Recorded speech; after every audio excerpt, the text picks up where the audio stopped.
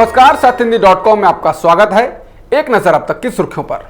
Amit Shah corona संकट के बीच में ही चुनावी बिगुल फूंक चुके हैं। बिहार के बाद आज उन्होंने पश्चिम बंगाल में जनसंवाद रैली की। ये सभी रैलियां वीडियो कॉन्फ्रेंसिंग के जरिए हो रही हैं। इस दौरान शाह ने ममता को कोरोना एक्सप्रेस वाले बयान को लेकर घेरा। शाह ने कहा कि श्रमिक ट्रेनों को कोरोना एक्सप्रेस का नाम देना ममता बनर्जी को बंगाल की कुर्सी से बाहर का रास्ता दिखाएगा। बता दें, ममता बनर्जी ने केंद्र को निशाने पर लेते हुए कहा था कि एक ट्रेन में इतने ज्यादा मजदूरों को भर के भेजा जा रहा है कि श्रमिक ट्रेन कोरोना एक्सप्रेस हो गई हैं। भारत चीन के बीच चल रहे सीमा विवाद को लेकर कांग्रेस के पूर्व अध्यक्ष राहुल गांधी ने केंद्र सरकार पर एक बार फिर हमला बोला है। राहुल ने ट्वीट कर रक्षा मंत्री राजनाथ सिंह से पूछा है कि क्या चीन ने लद्दाख में भारतीय इलाके पर कब्जा कर लिया है। राहुल ने ट्वीट कर पूछा कि रक्षा मंत्री हाथ के प्रतीक पर कमेंट कर चुके हैं। क्या वह इस सवाल का जवाब दे सकते हैं कि क्या चीन ने लद्दाख में भारतीय इलाके पर कब्जा कर लिया है। सुप्रीम कोर्ट ने प्रवासी मजदूरों को 15 दिनों के भीतर उनके घर भेजने का आदेश केंद्र सरकार को दिया है। साथ ही देश की सर्वोच्च अदालत ने यह भी कहा है कि आपदा प्रबंधन कानून 2005 के तहत लॉकडाउन का कथित तौर पर उल्लंघन करने के आरोप में प्रवासी मजदूरों के खिलाफ जितने भी केस दर्ज किए गए हैं उन्हें वापस लेने का विचार किया जाए। दिल्ली सरकार के स्वास्थ्य मंत्री सत्येंद्र जैन ने कहा कि राजधानी में कम्युनिटी ट्रांसमिशन शुरू हो चुका है, लेकिन केंद्र सरकार जब इसे आधिकारिक तौर पर घोषित करेगी तभी इसे माना जाएगा। जैन ने मंगलवार को कहा कि कम्युनिटी स्प्रेड तब होता है जब आपको किसी व्यक्ति के संक्रमित होने का सोर्स पता नहीं चल पाता है। अब दिल्ली में ऐसे कई मामले सामने आ चुके हैं जिनमें सोर्स का पता नहीं चल पा रहा है। उन्होंने कहा कि एम्स के डायरेक्टर रणदीप गुलेरिया ने भी कहा कि दिल्ली में कम्युनिटी स्प्रेड शुरू हो गया है, लेकिन केंद्र सरकार इसे नहीं मान रही है। दिल्ली के डेप्यूटी सीएम मनीष सिसोदिया ने आज कोरोना के कम्युनिटी स्प्रेड के खतरे को लेकर उपराज्यपाल अनिल बैजल की अगुवाई में बैठक की, जिसके बाद सिसोदिया ने कहा, मैंने दिल्ली के अस्पतालों को सभी मरीजों के लिए खोलने का मामला उठाया और एलजी साहब से पूछा आखिर सरकार के फैसले को क्यों पलटा गया। इस पर राज्यपाल साहब कोई जवाब नहीं दे पाए। सिसोदिया ने कहा, एलजी के फैसले से दिल्ली वालों के सामने संकट खड़ा हो गया है। जिस रफ्तार से संक्रमण बढ़ रहा है उससे लगता है कि 30 जून तक 15,000 बेड की जरूरत होगी और 31 जुलाई तक 80,000 बेड की जरूरत होगी। 31 जुलाई तक 5 लाख से अधिक केस हो सकते हैं।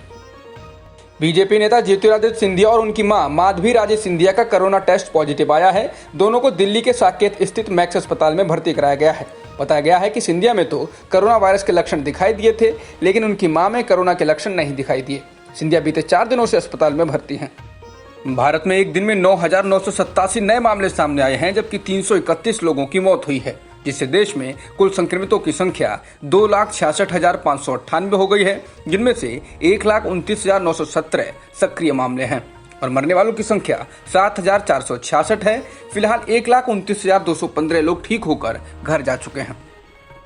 आईसीएमआर ने एक सर्वे में पाया है कि कंटेनमेंट जोन्स में, यानी वो इलाके जहां पहले से कोरोना केस हैं, यहां हर तीसरा व्यक्ति कोरोना से संक्रमित है, लेकिन संक्रमण का पता चले बगैर ही मरीज ठीक भी हो गए हैं। सर्वे के अनुसार कंटेनमेंट जोन में रहने वाले 30% आबादी को कोरोना हुआ और वे लोग संक्रमित होकर अपने आप ठीक हो गए। बीते साल संकट से जूझ रही बिस्किट कंपनी पार्ले जी को लॉकडाउन में बड़ा फायदा हुआ है। कंपनी के मुताबिक लॉकडाउन के दौरान उसकी सेल बीते 8 दशकों में सबसे ज्यादा रही है। पार्ले जी ने अपनी सेल का आंकड़ा स्पष्ट तौर पर नहीं बताया, लेकिन यह जरूर बताया है कि मार्च, अप्रैल और मई के महीने में उसकी सेल 8 दशकों में टॉप पर रही है। जनता दल एस के संरक्षक एचडी देवेगौड़ा ने मंगलवार को कर्नाटक से पार्टी उम्मीदवार के तौर पर राज्यसभा चुनाव के लिए पर्चा दाखिल किया। 19 जून को राज्यसभा चुनाव होना है। पूर्व प्रधानमंत्री के साथ इस मौके पर उनके बेटे और पूर्व मुख्यमंत्री एचडी कुमारस्वामी, पूर्व मंत्री एचडी रेवन्ना और अन्य मौजूद थे। पेट्रोल डीजल की कीमत में पिछले 3 दिनों से लगातार उछाल आ रहा है। पिछले 3 दिनों में पेट्रोल 1.80 रुपए प्रति लीटर महंगा हो चुका है, जबकि डीजल में भी लगभग इतनी ही बढ़ोतरी हुई है। बता दें, पिछले 3 महीने में पेट्रोल डीजल पर लगने वाला टैक्स 3 गुना यानी 275% हो गया है। फरवरी के महीने में पेट्रोल डीजल पर राज्य और केंद्र को दिए जाने वाला टैक्स करीब 107% था, जो अब बढ़कर 275% के करीब हो गया है। पेट्रोल की बेसिक कीमत 18 रुपए के आसपास है। इस पर 50 रुपए का टैक्स लगता है और पेट्रोल पंप कीमत 72 रुपए के करीब है। कोरोना वायरस महामारी के बीच धीरे धीरे अनलॉक हो रहे भारत में तेलंगाना ने फिल्मों और टीवी कार्यक्रमों की शूटिंग फिर से शुरू करने की अनुमति दे दी है। सोमवार को प्रदेश के मुख्यमंत्री चंद्रशेखर राव ने कहा कि सीमित संख्या में श्रमिकों के साथ और सरकार द्वारा जारी दिशा निर्देशों का पालन करते हुए शूटिंग एक बार फिर से शुरू हो सकती है।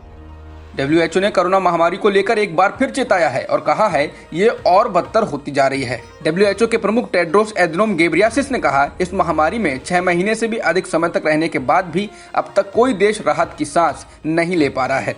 टेड्रोस ने साथ ही कहा कि WHO को कई देशों से आए सकारात्मक संकेतों ने प्रोत्साहित भी किया है। उन्होंने कहा, इन देशों में अब सबसे बड़ा खतरा ये है कि ये अपनी उपलब्धि को लेकर आत्मसंतुष्ट हैं।